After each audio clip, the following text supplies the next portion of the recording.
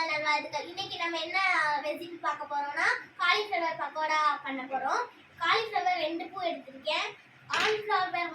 Cornflour மாவு வந்து ஒரு கிளாஸ் ஒரு கப் எடுத்திருக்கேன். மைதா வந்து அரை கப்.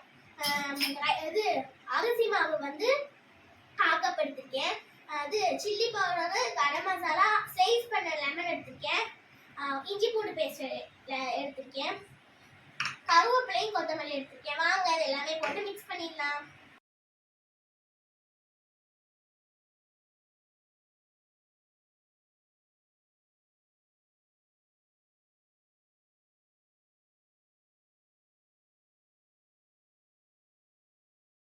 எல்லாமே மேரினேட் ஆயிடுச்சு. இப்போ எடுத்து இடையில போட்டுக்கலாம்.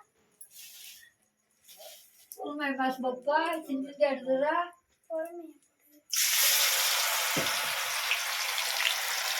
இது வெட்டி